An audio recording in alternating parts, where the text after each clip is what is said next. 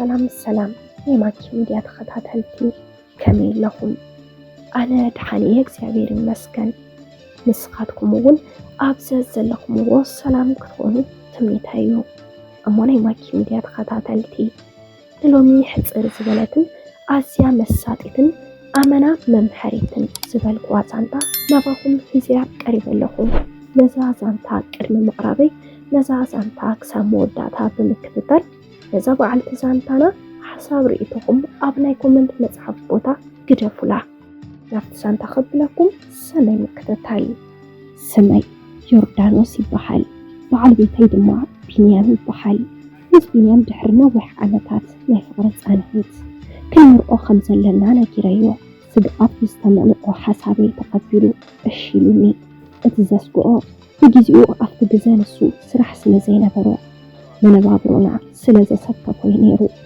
ኣነ ግና ድሓን ዝበሃል ኣታዊ ስለ ዝነበረኒ ንሓዳር ኣይፈራሕክዎም ቢኒ ኣታዊ ብዘይ ምሕላው ኣይተጨነቅኩ ነይረ ቢንያም ግና ይትረፍ ንሓዳር ንሻሒ ዝኸውን እኳ ዘይብለይ ከመይልና ንኽእሎ ይብለኒ ነይሩ ግና በቲለ በቲ ምምርዓውና ኸጥንክረና እምበር ከም ዘየስክፈና ነጊረ ንሓሳቡ ሲዒረ የእሚነዮ ሽማግለ ተላኢኹ ትብፃሕኩም ተባሂሉ ንምርዓ በቂዕና እታ መዓልቲ እቲኣ ኣብ ህይወተይ ካብ ዘይርስዓን ክባር መዓልቲ ቅድሚት ዝሰርዓ ንህይወተይ ሃይለ ዝጀመርኩላ መዓልቲ እያ ናይ ቀረባ ቤተሰብ ዓርከ መሓዛ ኣብ ዝተረኸብሉ ሕፅር ዝበለ መርዓ ጌርና ተመርዒና ኣብ መርዓና ባዕለይ መርዓት እናሓለኹስ ንነብሰይ ይቐንዐላ ነይረ ብጣዕሚ ደስ ዝብል ዘይርስዓን ዘይድገምን ግዜ ነይሩ መዓልታዊ ንኽንኦ ዘብህግ መርዓይ ነይሩ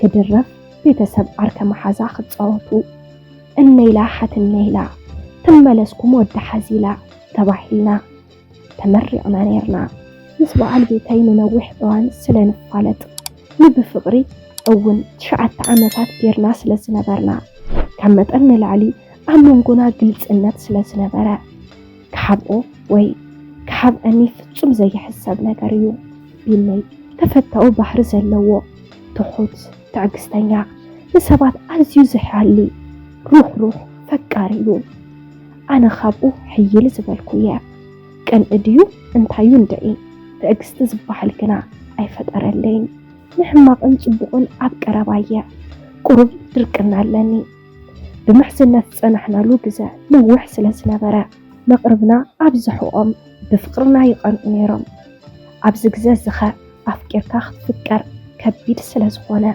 ግዜ ከምዚ ንነዊሕ ዓመታት ብፍቕሪ ምፅናሕ ከመይ ከም ዘቕንዕ ዋይ ናይ ብሓቂ 9 ዓመት ብፍቕሪ ምፅናሕና ናይ ብሓቂ ይቕንዕ እዩ ምቕንዖም ልክዕይ ነይሩ ብጣዕሚ ከበድቲ ዘይስገሩ ዝመስሉ ንፀልማት ዘንዕቑ ፈተናታት ብፍቕሪ ሰጊርናዮም ኢና ኣብ መንጎና ፍቕርና እናወሰኸ ፍቕሪ ዘሪእና ፍቕሪ እናዓፀርና ዝያዳ ግልፂ እናኾና መፂና ፍቕርና እውን ብኡ መጠን እናወሰኸ ኸይዱ ኣብ ህይወተይ ንኡ ኸይማኸርኩ ዝገብሮ ሕማቕ ይኹን ፅቡቕ ኣይነበረንን ንሱ እውን ከምኡ ኣፍቃሪየይ ጥራሕ ዘይኮነስ መሓዛይ እውን እዩ ነይሩ ከመድላይነቱ ኣብ ገለገለ ነገራት ፍቑራት ኣብ ገለገሊኡ ድማ መሓዙት ኣሕዋት ኩሉ ኮይና ንኽእለሉ ኢና ነርና ድሕሪ መርዓና ብዙሕ ከይፀናሕና ካብ ቤተሰብናን መሓዙትናን ተለቂሑ ናይ ባዕሉ ስራሕ ጀሚሩ ፅቡቕ እውን ኣታዊ ክንእቱ ጀሚርና ስለ መፃኢና ብድፍረት ምዕላል ስለ ገዛ ምስራሕ ካልኦትን ብድፍረት ፕላን ክንገብር ጀሚርና ስርሑ ኣስጢሙ ብምሓዝ ኣታዊታትና ካብ ግዜ ናብ ግዜ እናወሰኸ መፂኡ ብስራሕ ቀልደ ይፈልጥን ንስራሕ ዘለዎ ድሌትን ጥንካረን ንዓይ እውን ከይሕለፈለይ ቀርየን ሰነፍ ሰብ ፈፂሞ ይፈቱን ብዙሕ ነገራት ኣምሂሩን እዩ ሓዳር ብዙሕ ኣይኸብደናን ኣመና ሕጉሳት ኢና ነርና ኩሉ ነገር ከም ቀደምና ብፍቕርናን ሓዳርናን ሕጉሳት ኮይና ቀፂልናዮ ምስተመርዐና ናይ ክልቴና ድሌት ቆልዓ ክንወልድ እዩ ነይሩ ድሌታትና ናይ ክልቴና ስድራ ደቀ ደቆም ንምርኣይ ክቱር ባህጊ ዋላ እኳ እንተነበሮም ብፍላይ ንሱ ንቤተሰቡ በይኑ ስለ ዝኾነ ወለዱ ቆልዓ ንኽወልድ መዓልታዊ ይልምንዎ ነይሮም። ብፍላይ ወላዲቱ ከም መጠን ንላዕሊ ባህጊ ውላድ ከም ዘለወን ምስ ረኣኹ ውሽጠይ ክቐስነለይ ከኣለን ክርበሽን ክጭነቕን ጀሚረ። ስርሐይ ክሳብ ምስራሕ ዝዓበየኒ ኮይነ ቅሳነት ዝበሃል ነገር ካባይ ክሓድም ጀሚሩ። ኩነታተይ ምስ ረአየ እንታይ ከም ዝኾንኩ ሓተተኒ። ልሳነይ ብፍርሒ ተሳኢሩ ናይ ውሽጠይ ንውሽጠይ ሒዘ ደሓንየ ኢለ መሊሰሉ። ግዘ እናወለደ ካብ ንምርኦ ዓመታት ሓሊፉ እዚ ኩሉ ዓመታት ውላድ ብዘይ ምርካብና ክልቴና ብጭንቀት ተዋሒጥና ፍቕሪ ሰሓቕ ዝለመደ ማሞቕ ቤትና ብፅምዋ ተዋሒጡ እቲ ዝምክሐሉ ዝነበርኩ ፍቕርና ናበይ በበይ ከም ዘበለ ብፅምዋ ክሰዓር ኢሉ ብዙሕ ተስፋ ዝገበርኩሉ ምንባረይ ዘናፍቐኒ ዝነበረ ፍቕረይ ከይሓድመኒ ኣመና ፈሪሐ ክልቴና በብውሽጥና ትፀገም ናተይ ዶ ይኸውን እናበልና ተጨኒቕና ከም ቀደምና ንምዃን ክንስሕቕን ክንፃወትን ኮላን ተፈተና። ኣብ ውሽጥና ተጎዲሉ ውሽጥና ዘቃፅል ውላድ ብዘይ ምርካብና ሰሓቕና ኩሉ ነገርና ብስቕታ ተሓዲግና። መሓዙተይ ቆልዑ እንትወልዱ ስለ ደቆም ክዕልሉ ውሽጠይ ብቕንኢ ይስበር። መቐረት ውላድ ከስተማቕሮ ዝያዳ ይብህግ። በዚ ምኽንያት መሓዙተይ ዳርጋ ኩለን ክርሕቐን ካብ ኩሉ ክንፀል ምስ ፅውምዋ ክመሓዘ ወሲነ። ኣብ መንጎ ግና በዚ መፅኡ ዘይበልክዎ ድፍረት ንግሆ ተሲአ ሕክምና ክንኸይድ ከም ዘለና ነጊረዮ። ተሰማሚዕና ክንምርመር ብሓደ ንሕክምና ኣምሪሕና።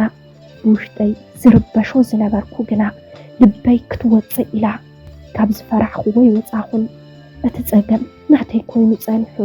እዚ ምስ ፈለጠት ወላዲቱ ንቢንያም ሕማመይ ከይኣኽለኒ ዓፅምኻ ዝሰብር መዓት ብድዐ ዝተመልአ ቃላት ክድርብያለይ ጀሚረን። ናይ ወላዲቱ ብድዕን ጭንቀትን እናተዛረዩ ኣብዘይ ሕማመይ የብፅሑኒ። እቲ ዘሕዝነኒ ግን ማዕረይ ኣብ ሕማመይ ሓሚሙ ኣብ መንጎ ወላዲቱን ኣብ መንጎይን ዝተቐርቀረ ቢና እዩ። ኣይ ቢኒ ሓላል፣ ቢኒ ዕጉስ፣ ቢኒ ዓቃል ከኣሉ ኩሉ ኣጆኺ ፈጣሪ ብዘይ ምኽንያት ከምዘይ ይገብርን ከይተማርሪ ኣነ ንኽገድፈኪ ይፍቀርኩኽን ኩነታት ዝስዕሮ ልቤ የብለይን እንዳበለ ልበይ ብተስፋ ክመልእ ይገብረኒ። ግና ዘረባ ወላዲቱ ካብ እዝነይ ክጠፍእ ኣይከኣለን። ውላድካ ክርኢ ደሊ ኣለኹ፣ ነዚኣ ፈቲሕካ ካሊእ ኣምፂኻ ውለድ። እዛ በቕሊ እንታይ ክትገብረልካ ጓሓፋ ቢንያም ወደይ ሓደ ከም ሓሙስ ኮይንካኒ ገለ ከይትኾነኒ እየኮ ውላድካ ኣርኤኒ ዝብለካ ዘለኹ። ብተደጋጋሚ ወላዲቱ ከምዚ ይብልኦ። ከምዚ እናበልና ቀፀልና። ኣብ መንጎ ግን ቢንያም ናይ ወላዲቱ ሓሳብ እንዳሰምዐ ኣብ ልዕለይ ዝነበሮ ፍቕሪ ኣብ ቦትኡ ስኢነዮ። ነገራቱ ኩሉ ተቐይሩኒ። ዘይሰቲ ዝነበረ ሰኺርካ ምእታው ሕልፍ ሓሊፍዎስ ብቋንቋ ወላዲቱ ኣትበቕሊ ምባል ጀሚሩ። ነብስኻ ይትጉዳእ መስተ ደወብል ከይትሓምም እንተበልክዎ ብዛዕባይ እንታይ ይምልከተኪ ምባል ጀሚሩ። ሰበይትኻ እንድየ እንተበልክዎ ሰበይተይ እንተኮንኪ ቆልዓ ዘይትብኒ እናበለ ቆልዓ ንዘይምውላደይ ብድልተይ ዝገበርክዎ ክሳብ ዝመስል ይዛረበኒ። ሰበይት እምበር በቕሊ እኮ የምፃኹን እናበለ ክዛረበኒ ጀሚሩ። ስቃየይ መወዳእታ ስኢነሉ ቢኒ ውላድ ተዘይኮይኑ ዝዓርቀና ካሊእ ኣካል ከምዘየለ ሓዳርና ከምዘየዕረ ብድፍረት ነጊሩኒ። መንነቱ ክሳብ ዝጋገዮ ተቐይሩኒ። ፈጣሪ ኣይማርሮን እየ። ፈጣሪ ምኽንያት ኣለዎ። እቲ ተስፉ ኣብ ፈጣሪ ልዑል እምነት ዝነበሮ ቢኒ የለን ናበይ ከይዱ እንተበልክዎ ውላድ ክደሊ ከይዱ እንዳበለ ብቁስለይ ይሕጭጭ ክፋታሕ ከም ዝደሊ ነጊሩኒ። ሽኡ ህይወተይ ሙሉእ ንሙሉእ ደልሓመት ከም ዝተቐየረት ተረዲኡኒ። ካብ ቢኒ ጀሚርካ ጎረባብተይ መሳርሕተይ ከም ሓንቲ ርግምቲ ንኸይወልድ ብፍቓደይ ዝሓንገድክዎ ገይሮም ክሓስቡኒ ጀሚሮም።